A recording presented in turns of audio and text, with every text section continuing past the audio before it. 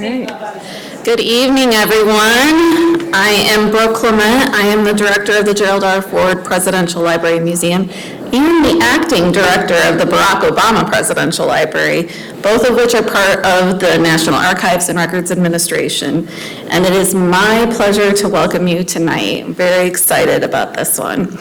As always, a big thank you to our partners at the Gerald R. Ford Presidential Foundation. And before we begin, I do want to ask you all to just please be sure that your phones are on silent or off.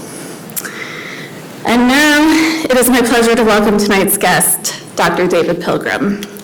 Dr. Pilgrim, Vice President for Diversity and Inclusion at Ferris State University, is one of this country's leading experts on issues relating to multiculturalism, diversity, and race relations. He has been interviewed by National Public Radio, Time Magazine, the British Broadcasting Corporation, and dozens of newspapers, including the New York Times, Washington Post, Boston Globe, Chicago Tribune, and the Los Angeles Times. Dr. Pilgrim is best known as the founder and curator of the Jim Crow Museum, an 11,000-piece collection of racist artifacts located at Ferris State University in Big Rapids, Michigan. The museum uses objects of intolerance to teach tolerance. And Dr. Pilgrim's writings are used by scholars, students, and civil rights workers to better understand historical and contemporary expressions of racism. Dr. Pilgrim is an applied sociologist with a doctorate from Ohio State University. He believes that racism can be objectively studied and creatively assailed. Dr. Pilgrim believes that Reverend Martin Luther King Jr. was right when he said, "Injustice anywhere is a threat to justice everywhere." Diversity is more than a black-white issue, more indeed than a racial issue. Dr. Pilgrim challenges audiences to think deeply about diversity and racial relations. He is a Ferris State University distinguished teacher. He has spent his adult life using objects of intolerance to teach tolerance, and it works. His goal is to get people talking about diversity and race relations in meaningful ways, and then to go and do something positive. And we welcome him tonight.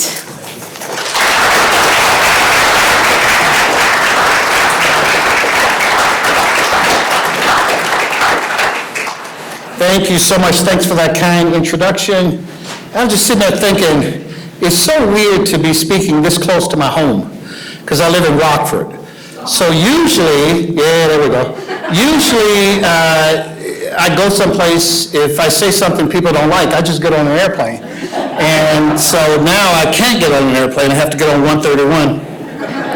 So thanks for coming out, thanks for the invitation. See, got a lot of people here from Ferris, a lot of friends, co-workers. My administrative assistant is here, who came all the way up from Florida, which is amazing. What a wonderful job you have that you can work from Florida, right? No, she took a vacation. I know my friend, the provost at Ferris, Bobby Fleshman, is here, which is good. Dr. Pink, the president of Ferris, could not be here, but he's a strong supporter of the museum and the work we're doing. And so I want to give him a shout out to let you know that he's here in spirit. So let's get started. They told me I only have 3 hours, so I want to make sure that, hey, a smart group, they're getting all my stuff.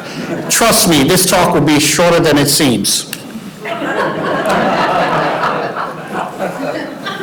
So most of you read Letter from Birmingham Jail, and when I was a kid, 17 years old, and I read it, I wasn't really reading it. It was just a class assignment. If you go on the internet now, there are so many memes that just take something that Dr. King said in that wonderful letter, but they never take this one.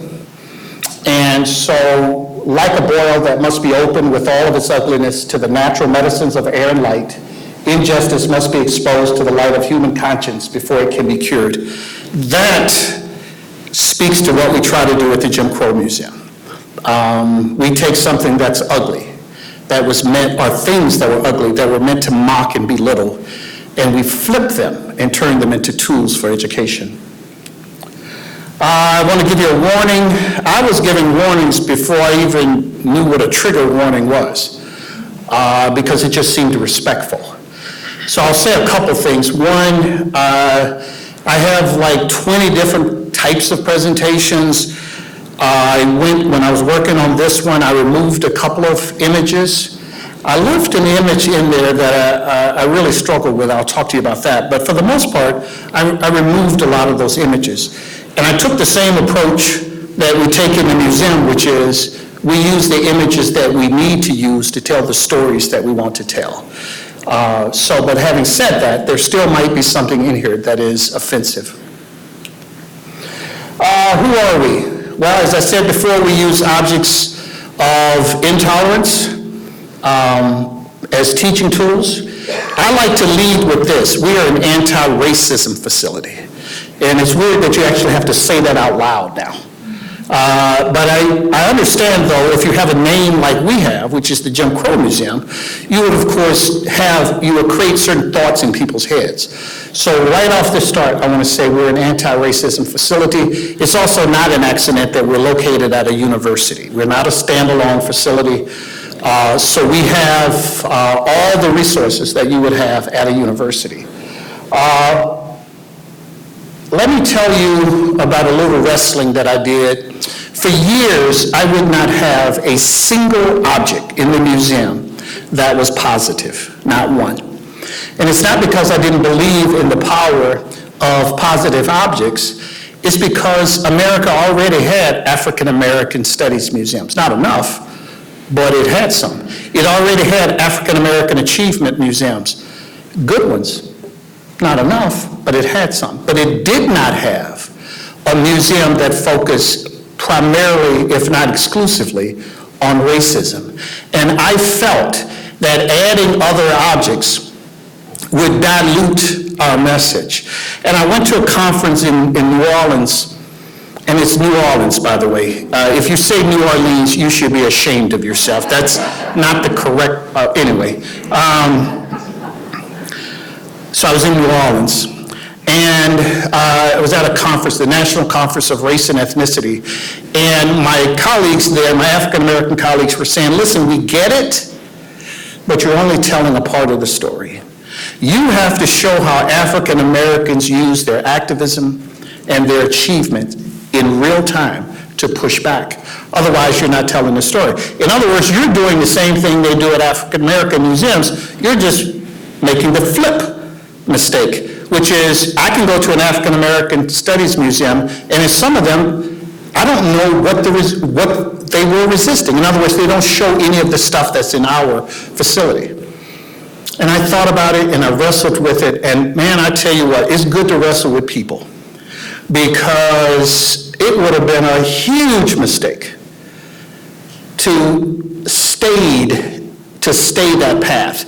When we build a new museum, and I'll talk about it in a bit, but when we build that place, at each point in this country's past, we're going to show how African Americans push back with their activism, with their achievements, but also just living lives of dignity. So we believe in the triumph of dialogue. You know, sometimes people will say to me, you know, we just do too much talking. Words mean nothing. And the irony of that, of course, is they won't shut up. The fact is that we all believe in the power of words, but what they're trying to say is that we need to do more than just talk. Well, in our facility, we want to get people talking in an intelligent way. So I bought my first piece when I was 11 or 12 years old. I broke it. I am so glad I broke that piece, because that is a much better story than had I not broken it, right? It wasn't a philosophical statement. It wasn't, I just didn't like it. I don't remember the second piece or the third piece or the fourth piece, but I just remember collecting my whole life. Look at that handsome devil. I donated more than 3,000 pieces to the university. I have my children here, Jamie's here, Gabrielle's here. So now I have to watch what I say, because I want to make sure I'm not lying. And if I do say something wrong, just keep it to yourself and talk on the way home. And Peggy's here. But I remember one of my kids, I had stuff in the basement. I think it was Haley,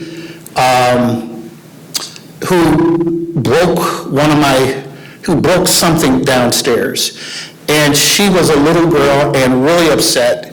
And she said, "Daddy, I hurt one of your dolls." And it was a Klansman on a mannequin. And I thought, I got to get this out of my house, okay? And so I donated my collection to Ferris State University. So proud of Ferris State. Not every university in this country would be courageous enough to build a Jim Crow museum or allow one to be built there. So you don't have to know much about teaching. You don't have to study teaching pedagogy to know that there's learning going on in that room. The university gave me 500 square feet. I mean, that's not a lot. It was basically visual storage, and I would bring in my students because I knew the power of an object as a teaching tool. And I would bring in my students, and Ferris State University has the reputation of being eyes-on, hands-on in its teaching. But when you say that, you think of welding, or you think of printing technology, or some of those fields. But that's the way I was teaching race relations. That's the way I was teaching my course in American minorities. I was letting them touch the pieces, and I was asking simple questions like, what is it you see? What does this mean? What are the consequences of millions of pieces like this being created? So we take everyday objects, millions of everyday objects. Someone introduced me the other day and they said that we have 20,000 pieces. No, we have over 30,000 pieces. I wrote an article one time which became the first chapter of a book, and it was called, I referred to myself as the garbage man. My thesis in that article was objects like this belong either in a garbage can or they belong in a teaching environment. So the interesting thing about this picture, which I had not noticed, is I'm talking. Now that's hardly surprising, but if you notice, I'm trying to make a point. But what are the visitors? I'm guessing these are like high school students. What are they doing? They're not even letting me finish my point. They're all doing what? Yeah, see, that's what we need to be done in this country, right? I mean, they had questions. They wanted, what about this? What about that? It was like teaching. I don't know if you've ever taught like first graders. I've had the joyful experience of once or twice in my life reading books to very young children, and they don't obey any of the rules in the classroom. And they just talk when you're talking. They ask you about your socks. They ask you about why do you sit funny. I mean, in other words, it's very engaging, and that's the same thing going on there. So I'll ask you a real quick question. We're not going to turn this into a classroom here, but what is it you see when you see this? First of all, what is it? Where in society would this be? What? Yeah, no, I don't mean like where geographically. I mean like, it's a license plate in Texas, so you're both right, okay? So, yeah, it's a license plate. So when I was growing up, I always thought propaganda was like grainy old film, or leaflets falling from the sky like during Vietnam, or, I had this really narrow definition of what propaganda meant. That's propaganda, right? It's an everyday object that is shaping the attitudes that people have toward black people. In this particular case, if we went back to the 1960s, there was a lot of talk about the new Negro and the new Democrat. And what this says is that the new Negro, represented by Martin Luther King, and the new Democrat, represented by Lyndon Baines Johnson, that they're just rats, right? That's propaganda. I am so glad that I lived long enough in this country that I would live long enough to see that we got to a place where the politics is civil, where it's respectful, where we don't demonize others. You know, we're that city upon the hill now. So every object in the Jim Crow Museum is still being made. Every object in the Jim Crow Museum is still being sold. Sometimes someone will say to me, we can get rid of these objects if you personally stop buying them. I'm not the market. We receive, again, objects every day from around the country. And I'll tell you this, if there is a race-based incident that occurs in this country and it receives national attention, there are 2- and 3-dimensional objects produced within a week. I'm not one of these guys on TV that says things so they can bring you back on TV. That's an observable fact that we document.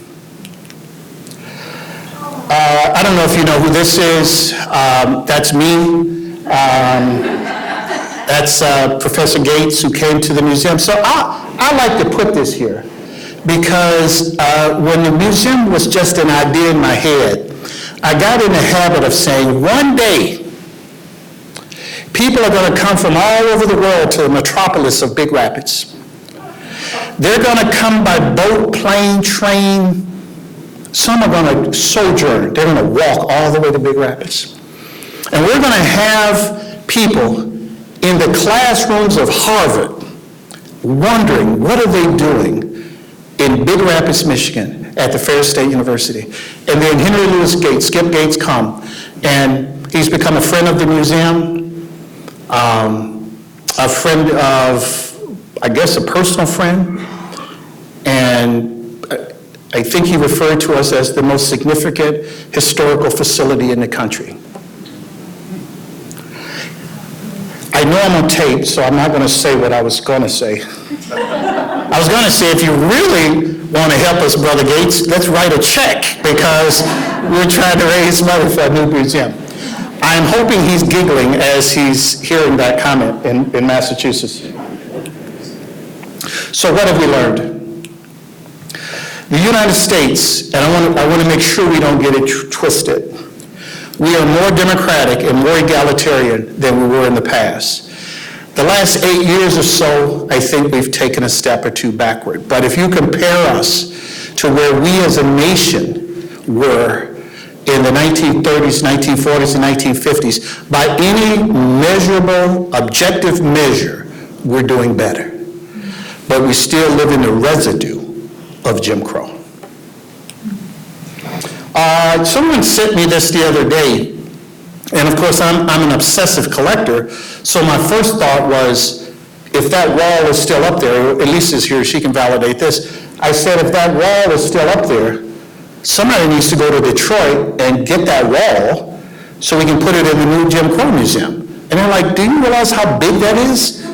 I'm like, do you realize what year this is? This is 2024. You can't have walls like this, right? And anyway, the reason I include this slide is because I grew up in Alabama. I was born in Harlem, but I grew up from a toddler in Mobile, Alabama, which is the Deep South. And when people think of Jim Crow, when they think of the laws, the customs, when they think of the racial hierarchy, they think of Alabama. They think of Biloxi, Mississippi, and Pensacola, Florida, and Hattiesburg. I'm running out of cities here. They think of, Little Rock, Arkansas. But they don't think of the North, and that's a mistake. And one of the things we're going to do in the next facility is we're going to talk about the history of civil rights, Jim Crow, and the people who fought against it in the North, including in Michigan. So here's something I have to remind myself of all the time. When I walk through the Jim Crow Museum, I'm seeing an object for the 1,000th time, or the 10,000th time. But someone else walking in is seeing it for the first time. And when they see it, it is intermeshed with the racial ideas that they have. I mean, we all have racial ideas, right? Now, we do have some advantages in the museum. I'll tell you what one of our biggest advantages is. When I talk to someone about race in the Jim Crow Museum, they expect the conversation. When I talk to them about race at the water fountain or the ballpark, they may not be ready for that conversation, even though a lot of conversations occur in those spaces. So we have this huge advantage that people come prepared. They expect to talk about it. They expect to, right? Oh, here's a lesson. I tell you what, if you are an educator and you get nothing else from my presentation, take this with you. You cannot crush people. Because if you crush them, you can't teach them afterward. And not only can you not teach them, you can't teach anyone who witnessed you crushing them. That does not mean you don't push back. It does not mean you don't engage vigorously. That's different. That's dialogue. That's what higher ed should be. I mean, the best conversations I should have should be in a higher ed classroom, not a nightclub. I wish those great conversations occurred in churches and in corporate boardrooms. I wish they occurred throughout our society, but they certainly should occur in a higher ed classroom, don't you think? And if they occur in there, I have to be mature enough as a teacher where I don't have to be so right that I crush an 18-year-old or a 30-year-old. When we crush people, we receive a momentary cathartic relief. Oh, that felt good. I look on the internet, I could name for you right now 20 people who've gotten rich and famous traveling around the country crushing 18, 19-year-olds. If I can't intellectually crush an 18 or 19-year-old, what the blank was I doing in higher ed for all these years? It's not a fair fight. Do you understand what I'm saying? Yeah. Don't crush people. Push them. Engage them. Listen to them. And the rightness of their argument should be enough. Man, that sounds like some trite, mawkish foolishness from the 1950s these days. Right? Oh, here's a harder lesson. So someone says, didn't we fix this whole race thing 20 years ago, 30 years ago, 15 years ago? Why are we still having this conversation? The trick is not to stop talking about these things, is to talk about them better. I mean, can you imagine someone saying, why are we still talking about men and women? Didn't we fix that 40 years ago? A mature nation has mature conversations and then takes responsible actions. This is sort of a corollary to something I said earlier when someone would say to me, if you just stop going around the country talking about race, racism will go away. And that doesn't even make stupid sense. Because people are going to talk about race. They're going to talk about sex. They're going to talk about gender identity. They're going to talk about class. They're going to talk about all these things.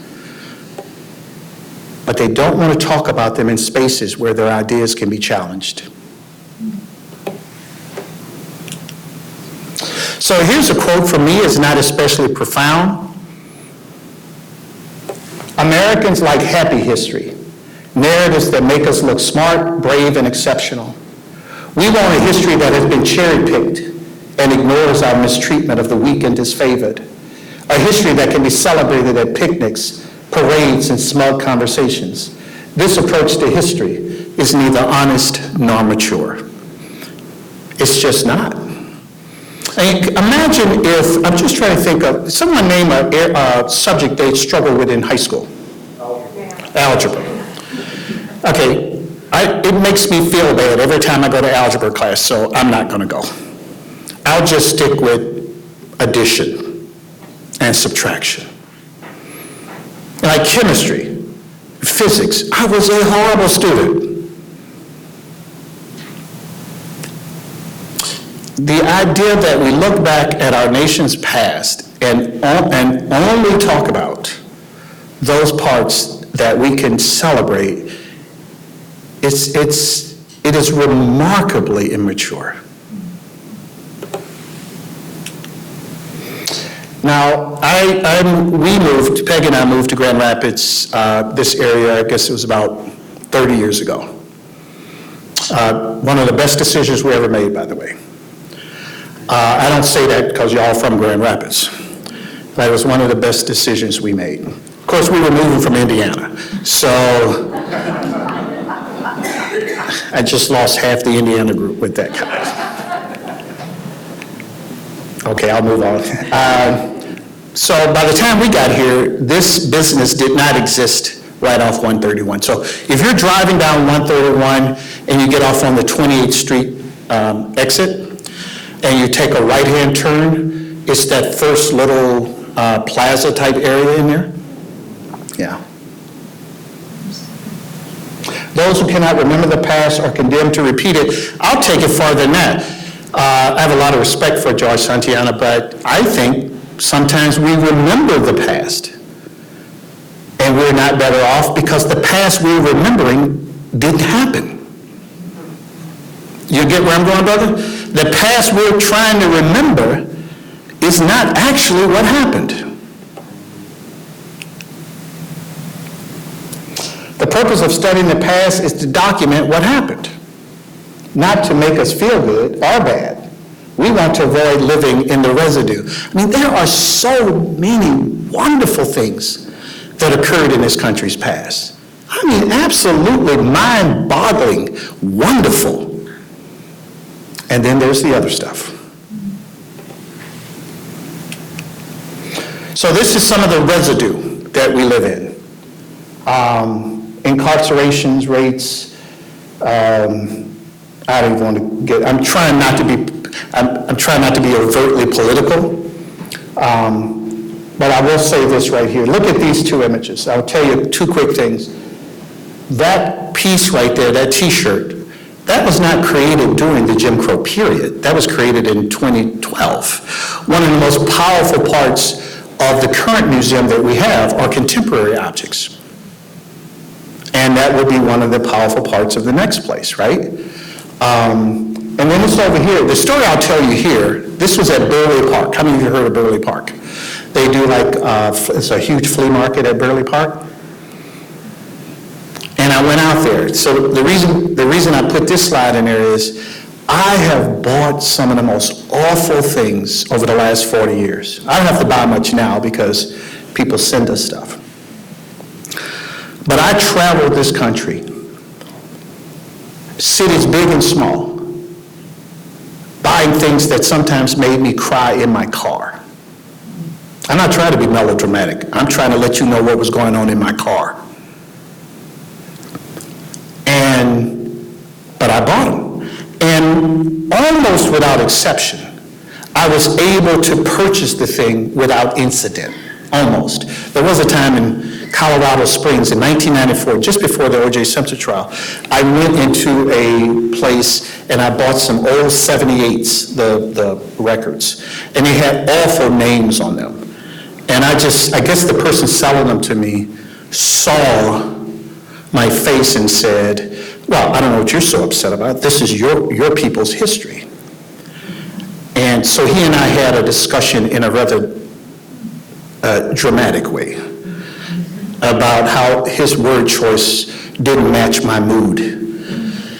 And my takeaway from that day was all I got was an argument. I didn't even get the pieces. You understand what I'm saying?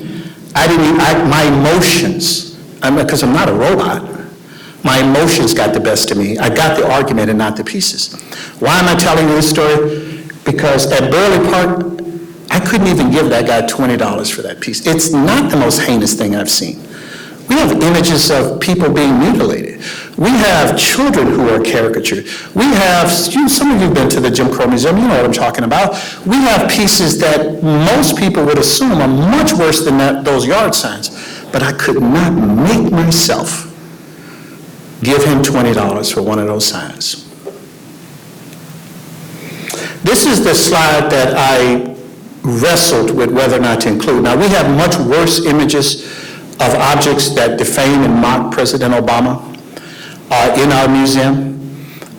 We have them and it gives me an opportunity to say to people, it's okay to disagree with politicians, philosophers, preachers, or anything else that starts with a P. It's okay to disagree with folks, but we don't have to do this.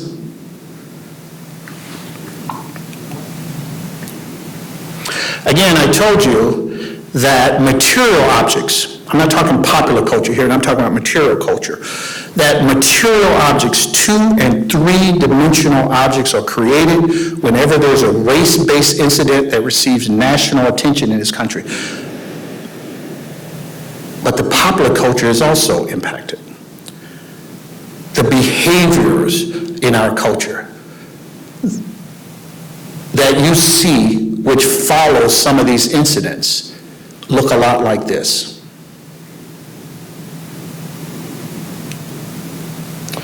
So, I grew up in Alabama, as I said earlier. If you grew up in Alabama as I did, which was, right at the ending of Jim Crow, Martin Luther King would have been someone you likely would have admired. And I remember, being in my 5th grade class at Bessie C. Fonville Elementary School, and the teacher coming in with a little black and white TV, sitting it in front of us. We didn't understand the gravity of what was going on. We knew what a funeral was. We knew something special had happened. We knew Dr. King was dead. And we saw the horse-drawn carriages. And I'll never forget that day. The teacher said, it was the 4th grade, the teacher said, and now it's your turn.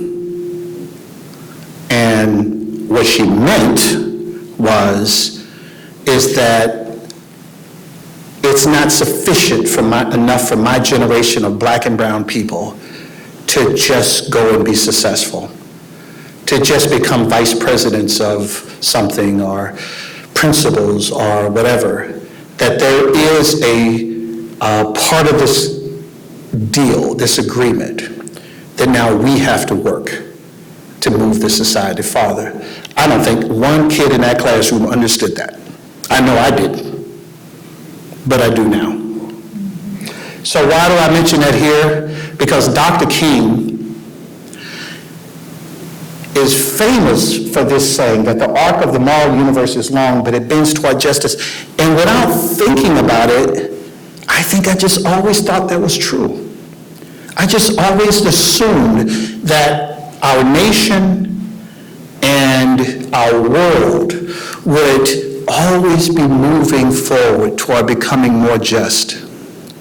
That it was just bent that way. And that even when the progress was so small that it was imperceptible, it was still happening. That we were still moving there. And I'll tell you what,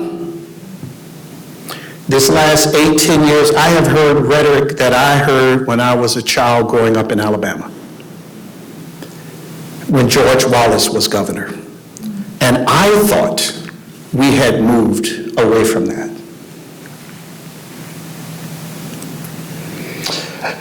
I put this slide in here because I got a letter from a white graduate student who wrote me and said, I want to study the civil rights movement. I want to study the freedom riders, but I'm white, so I don't know if I can study it. And I felt sick to my stomach. Our history is all of our history. Just do it right, damn it. Did I just say that word on the, can you edit that out or something? Just do it right. So when I hear people like, why do we have to have black history? We don't have to have that. Why do we have to have red history and yellow history and LGBT? Why do we have to have all these histories? If we did history right, we wouldn't have to do that. And on the flip side, I hope that there is not a single white American who thinks that they can't, and certainly if they have the passion, that they shouldn't help do the work that we're doing. someone gave us all those pictures, the originals of those. They donated them to the museum. And they're all over the internet by the time we got them, so obviously copyrights mean nothing at this point, but we own, so when you look in those books, we own those pictures. So what would I do better? So the first work, whether you're in a museum, a corporation, a church, a school, or a neighborhood, the first work is with the person in your mirror. And we all have work to do. We all have work to do. I belong to a community. I belong to multiple communities. I need to be better. I challenge all of us to be better and to start with that guy right there. This one's hard. I don't think we've lived at a time, certainly in my lifetime, I don't think there's been a time when more people wanted to be right. And if you allow me to say this, when more wrong people want to be right. And very few people just listen, just shut up and listen. And listen to understand. Doesn't mean you have to agree. I can listen to people without agreeing with what they say, but I don't have to demonize them. So here's me kissing the sky. We're going to build a new Jim Crow museum. And it's not the reason I'm here, but I wouldn't be myself if I didn't tell you that we're recruiting champions for this project. And if you can help us in any way, spread the word. If you believe in the work we're doing, spread the word. If you're troubled by the work we're doing, give me 20 minutes, and then after that, go spread the word. That's going to be at the front of the campus at Ferris State University. Isn't that amazing? This is not at the University of Michigan. Well, why would it be there? I mean, I could see it at Ohio State, but I mean, why would it be there? I made it a long time before I did that. I almost made it to the end. We are going to build a place where people come from all over the world, because they already do. We have police departments, city commissioners, church groups, civil rights groups. We had two church groups. I think one was from, what's it, Strongville? Is that what it's called? And one's Cleveland. And they're right close to each other. And it speaks volumes when I tell you that one church was a white church and one church was a black church. But they wanted to have a better relationship. And so they came to the museum so that we could do what we do, which is to facilitate discussions between people. We're going to do more of that. We've had people come from Australia. We have people come from all over the world because folk are looking for a way to do it better. These are just some images from inside the new place. The thing I really like is, and I made this promise to people, we are going to highlight folk that other people haven't heard of. I don't mean any disrespect to Reverend King or Malcolm X or Fannie Lou Hamer or, I guess I should have said Minister Malcolm since I said Reverend Malcolm. We're going to highlight people from Grand Rapids. I went to a Giants event, and I'm looking through there, it's like, oh, some of these people did amazing things. We're going to make sure that people 100 years from now remember them.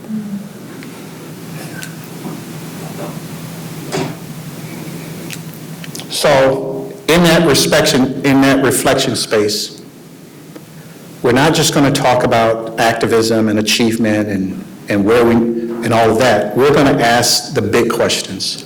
What do I need to do as an individual? What do we need to do as a community? What does the state of Michigan do? And what does the nation need to do?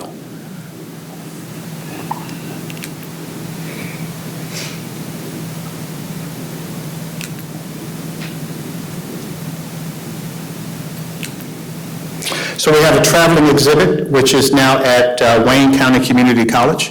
How many of you saw it when it was across the street over at Yeah, so good. Thank you for coming out. I say this at the risk of sounding immodest, but I think it's well done.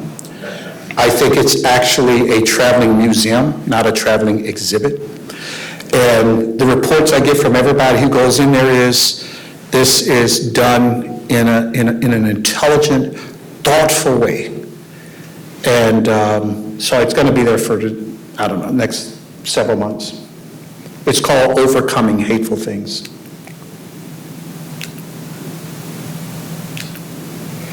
So I don't have much in common, almost done. I don't have much in common with H. Ross Perot. I'll giggle every time I say that. I mean, we both talk a lot. But I love this quote. I don't like the fact that it's gendered. I wish he had just said a person. But the spirit behind what he says, it just resonates so much for me. Because we pay people a lot of money to come into our communities and to tell us that the river is dirty. We already knew the river was dirty. You did not help us getting off the airplane doing that. We know the river is dirty. The question is, what are we going to do to clean the river? So I want to show you one little thing. When I was younger, I used to travel around with a bag. And like some people have a bag of goodies, I used to call it baddies. But this would be similar to what would be in my bag. So I went to Jarvis Christian College before I went to Ohio State. Jarvis Christian College is a historically black Disciples of Christ school, shaped a lot about me and who I am. And I had a teacher named Dr. O.C. Nix. And I think it was a political science class, but one day he came in and he had something like this and he set it on the table. And he said, "What does this have to do with Jim Crow?" And so we gave the answers you would expect us to give, that during the Jim Crow period, America had a race-segregated job economy, and African Americans were, in this case men, were relegated to positions like porter, chauffeur, just try to think, carpenters, some of these positions. And he was like, "No, that's not the right answer." And it's like, yeah, of course that's the right answer. It's like, no, that's not the right answer. So we took turns just saying the same thing over and over again. And then he said something so profound, and it taught me the value of objects as teaching tools. He said, if you were an African American in the 1930s teaching in rural Texas, that feels autobiographical, by the way, because that would have been his case, or feels biographical. He says, if you were an African American teaching in the 1930s, you weren't paid, if you taught at a school like Jarvis, you weren't paid what you were paid at Texas Christian University or at the University of Texas, but you still had some money. And you also had desires. You wanted nice clothes, right? And you wanted a nice home. And you may have wanted a nice car. But if you were riding around, if your black self was riding around rural Texas in a nice car in the 1930s, you put your life in danger. And so, if you had a chauffeur's cap, you just kept it right on the seat. So if someone stopped you and said, "Why do you have that car? Why are you in this car?" What you could say to them is, "This is not my car. This is not my car. I know my role in society. I know the script. I accept the societal script. I know who I am. I am no threat to you." And I thought, oh my goodness, if he could use a piece which is not racial on its surface to teach such a powerful lesson about the everyday lives of people who lived during Jim Crow, then how much more should I be able to do it with all the pieces that I was collecting? So that's how I started using the object. And then the last thing I have for you is this. So I was debating about whether or not to say this, but I will. So last January, I was in the ICU. This is the pull your heartstrings part of the program.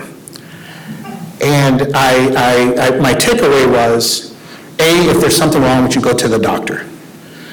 Okay, there's that. So I didn't go to the doctor, and almost waited too long. And probably the night when everything was going to come to pass, finally decided I have to go to the hospital. And so I went to the hospital, and I was admitted almost immediately into the ICU. So why am I sharing that story with you? Here's the thing. We get one life. Just one life. I did a lot of thinking. As a matter of fact, I did a lot of thinking, I did a lot of praying, and I did a lot of promising.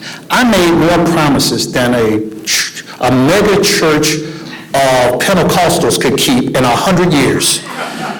The promises I made to God were just, listen, I wasn't talking to you, so you don't need to know, but I was making a lot of promises. And I kept almost all of them for about a week, right? But when I think about that time, because when you get farther removed from it, sometimes you lose the lessons that occur. And the lesson that I got in all of this was, this life is a mist. It's a vapor. It's a blessed vapor. And I believe that one of the reasons that I've gotten to continue this time in this mist, in this vapor, is because there's still work that I need to be a part of. And I believe that all of us can participate in the work of making this country a fairer, more just place. I'm not talking about arguing with people. I'm not talking about, you do have to do some of that, but I'm talking about committing yourself. And this is my commitment, and I thank you that you gave me some time to share my commitment with you. Thank you.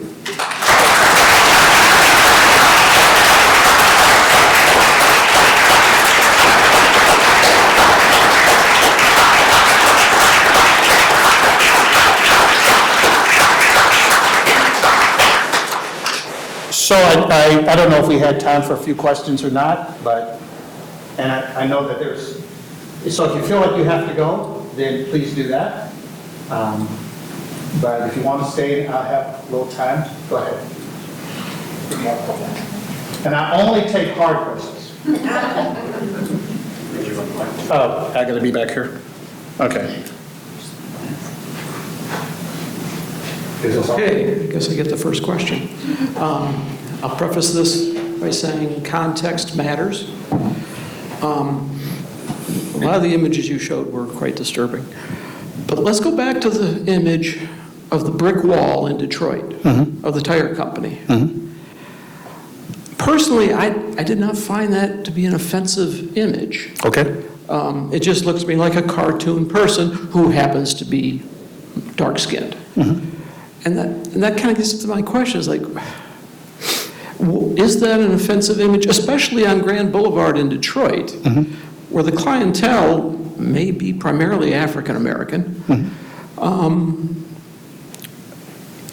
the one hand, I can see where maybe somebody could be offended by that. On the other hand, I could also see the point of view that, well, should we just eliminate images of black people from society? Well, that's a problem too. Do you see where I'm going here? I did not really find that to be an offensive image. If it had been a white person or a Native American or whatever, I don't think I would have felt much differently about it. Yes. So I'm wondering where the line is, and context certainly matters. You know, where it's located, under what circumstances matters. Are you done? Yeah, okay. I'm finished. No, I want to make sure you're done. Yeah. All right. So I think the fact that it does not offend you, okay. What we do in the museum is we take images, and oftentimes, not usually with something as caricatured as that, but sometimes with something like mammy images, we get a similar kind of conversation going. The value of the museum is that we put people in the same space where they can talk about and listen. So whereas something may not offend you, are you willing to understand how it might offend someone else? Because if you're willing to hear how it might, if we open up and allow ourselves to hear that person's story, then we've made progress, okay? You can still have your opinion, right? I think that, so I'm gonna do the Mammy thing instead of that image. And then if you want me to, I'll get back to that. But you said something about context matters. Absolutely it matters, okay? Also, remember when I said we bring our own experiences in. And so you have not had the experience of being caricatured as a member of an inferior race. That matters, okay? Now, we don't have to live there, but we also have to acknowledge that that's a real thing. And so us just listening to one another. The last piece of what I got from you was about where it is physically in the society. So that's one of the most consistent things about me is, if I'm looking at racial caricatures, I want to know the origins. I want to know the supply and the demand. I want to know who buys it or who whatever. But it doesn't stop me from recognizing whether it's produced by black people or white people or red people or whatever, the result can still be that it plays upon a historical stereotype. So it doesn't matter that it's in a black area. As a matter of fact, from my point of view, I think that's even more problematic, that the fact that it's in an African-American community. But I don't want us, and this is something I've tried to work on in myself, I don't want to ever get to the point in my life where I tell other people what should offend them. Because there's an arrogance in that none of us have earned. None of us, not one of us. There's 300 plus million of us in this country. There's 8 billion of us in the world. Not one of us has earned and can earn the right to tell other people what should offend them. What we can say is whether or not it offends us. But I'm not going to tell someone else what should offend them.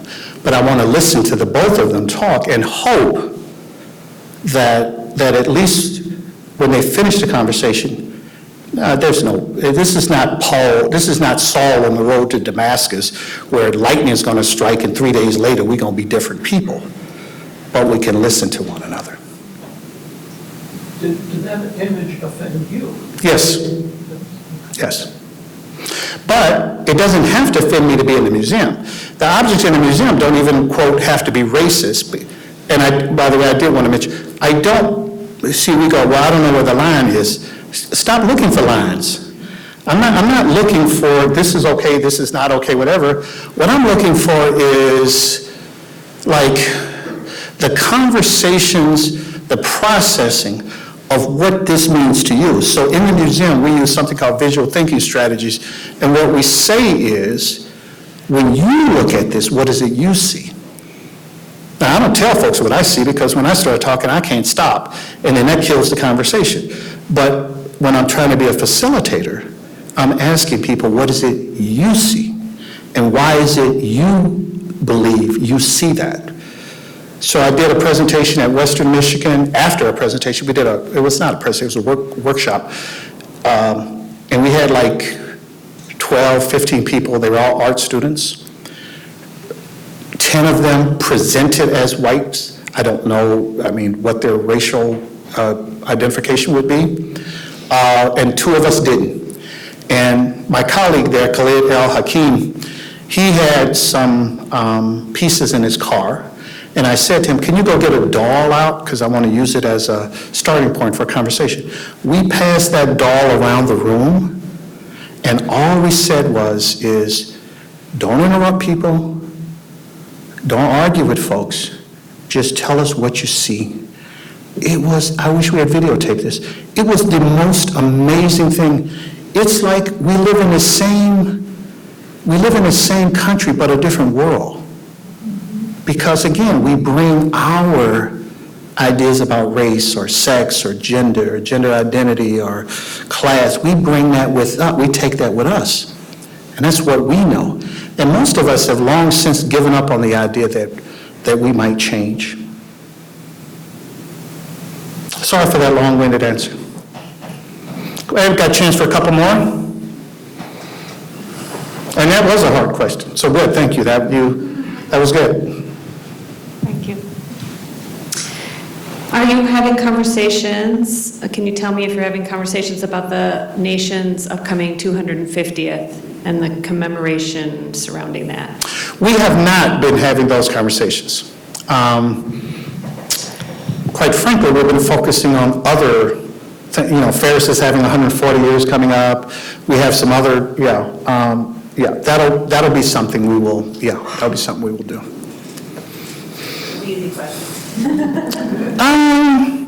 Easy in a sense that I now feel like it's something we should have been doing already, so, thank you for doing that to me. Yeah, there's a lot of work to be done. Yes, sir. I'll just yell a question. One of the big controversies in the United States today is the issue of diversity, equity, and inclusion. And that's your position at Ferris, which is great. Okay. I live in an area where they just threw out the county office to work on diversity, equity, and inclusion. Is Ferris getting pressure to end programs such as that? Well, that's a great question. I would hope I would know if we were, because I'm not retired yet, and I have a couple of people in here who actually are direct reports, so they want to know the answer to that question. I'm concerned that almost any discussion regarding group relations, whether it's about race or sex, whatever, is so politicized now that you almost can't have any discussions, right? Michigan, I used to joke with Peggy, I said, we both moved from red states, and we moved to a blue state, which then became a red state, which then became velvet or something, in the state. So right now, let me tell you what I'm not going to do. Let's start there. I'm not going to change the name of our office because of political pressure. But I'm also always going to focus on the work that's done. So I hear people saying, oh, you should call your office now the Office of Belonging, or the Office of Community, or the Office of whatever. So this is how long I've been doing this work. I remember when we used to talk about desegregation. And then I remember talking about pluralism. And then I remember talking about multiculturalism. And then I'll skip up a little bit, and then it was diversity. And then it's inclusion. And then it's equity. And I actually, as a sociologist, am fascinated with the shape-shifting of words that occur, all of that, but it's the work that matters. It's the absolute work that matters. And I don't care what you call it. Are you telling me you're not supportive of us creating a campus environment where everyone feels that they are welcome there, that it belongs to them as much as it belongs to everyone else? Our founder, Woodbridge Ferris, our founder, our first class of students before 1900, our first class of students had women in it. We had students from other nations within 10 years at Ferris. We had African Americans come to Ferris because they couldn't go to college in Virginia. All right, between 1910 and 1920, between 1910 and the mid-1920s, we had 70 African Americans come up from Hampton, Virginia, because they couldn't take the college work they needed in Virginia. But because Woodbridge Ferris was friends with Booker T. Washington and respected W.B. Du Bois, they were welcome at Ferris, and they changed this nation. I'll stand right here and tell you that John Fitzgerald Kennedy would not have become president had Belford Lawson and I forget Belford Lawson's, I forget his wife's name. Oh my goodness. Had the Lawsons not embraced his candidacy and turned the tide so that African Americans would vote for JFK. He went to Ferris. He was the first African American to win a Supreme Court case. He went to Ferris. Okay? So that's our heritage. Now, we got away from it, but that's our heritage. And I mean, I'd like to think if Woodbridge Ferris walked through that, well, that would be scary, but if through some Star Trek miracle he was able to come here, then he'd be proud of the work that we're doing, because he was doing DEI stuff before it was a name. He took care of those students. He bought them a house out of his own pocket. I mean, the first residential hall at Ferris was in effect the home that he bought for those students because he couldn't find places for them to stay. So we've been doing that work for many, many, many years, and I'm not going to back down from that work. I'm not going to, and if my point about the pluralism, multicultural thing, if we change the name, whatever name we come up with, like the new thing now is belonging. Mark my word, we'll have an anti-belonging movement in this country in the next 5 years. People will be anti-belonging. Did you hear what I just said? They will be anti-belonging. So it's the work that matters. I'm not saying words don't matter, but ultimately it's the work that matters. So we haven't gotten it. As a matter of fact, I'm very pleased that in terms of the museum, some of our biggest, we've had supporters from both aisles, and not just both aisles, the extremes of both aisles. And I don't think they were doing it for the wrong reasons. I think they did it because they came to the museum, they sat down, they watched the movies, they had the conversations, and they were fundamentally good people, and they want to do a good thing. All right, one more.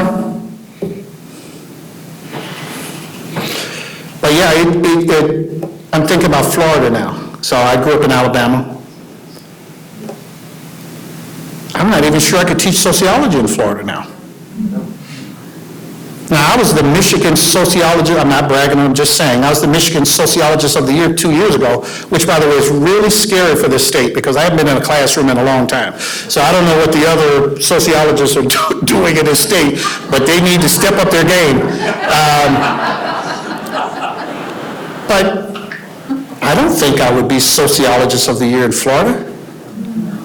You know? And here's the other part. Is there any knowledge, just do the mental exercise, is there any knowledge that should put fear in people? Are you kidding me?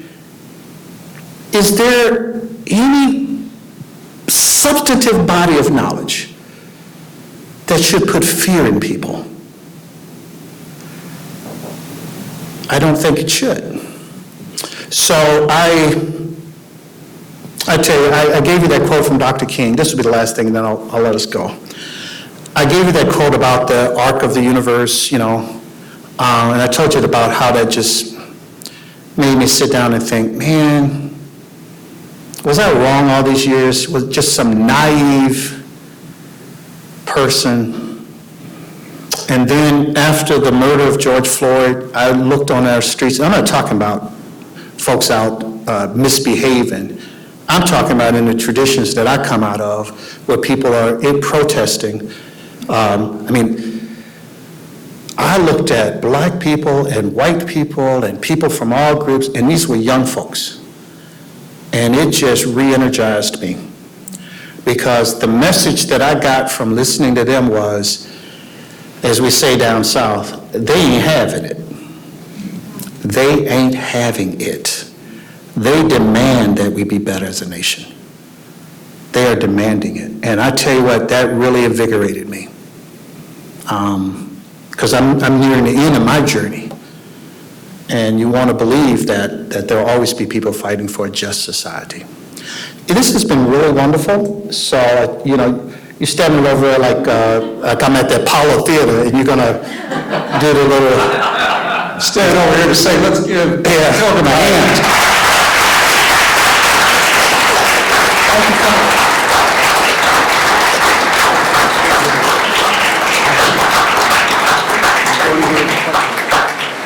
Okay, I agreed with everything he said until he got to that comment about Michigan, my Wolverines. You're really brave to do that. We changed the upholstery for you. I appreciate that. So, now, listen, we had a good 15 years. And this last 3 years, if they lose again, I'm leaving. There you go, we'll invite you back next year. Okay. You know, you use objects to start necessary conversations. We use objects at this museum to do that, and also to express gratitude. And we'd like very much to express our gratitude to you. Thank you. Dr. Pilgrim, for just a great presentation. Thank you, I appreciate that. And I probably, thank you so much. I also want to say this, though. This, for me, I did this as a labor of love, right? So I'm not making any money from this. I'm just saying, because I do charge some people sometimes. Might be a gold brick. No. And trust me, there's no gold brick in here. My point is that this has meant much to me because this is my community, right? This is my community, and I want to give something to my community. So that's what this was all about. So in case those of you sitting there wondering about that kind of stuff, this is me wanting to do something good in the community. And I thank you for giving me the opportunity to do it. Thank you very much. Yeah. You did good tonight. Thank you.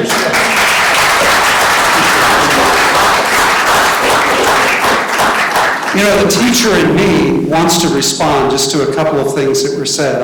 I have to say, first of all, that I want to thank you for challenging us, Dr. Pilgrim, but also for giving us hope, like a real sense of hope.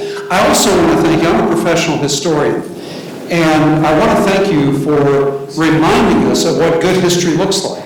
The good historian, the professional historian, should be able to go after all the evidence that's available without fear or favor and follow that evidence wherever it leads. That's what good historians do. I also appreciated the fact that you said, you want to reform? Start by looking in the mirror. Start by looking at that guy. I really appreciate that. And since it is Holy Week for many of us in here, that's a great place to start in humility. I also found it interesting. I often say in my role as executive director of this foundation that I'm on a civilizational mission, that there is integrity at the helm that's literally written into the walls of this museum that Brooke and Morell and others curate so powerfully. You're on a civilizational mission too. So brother, I'm really glad that we're on that together. So thank you very much. Good night.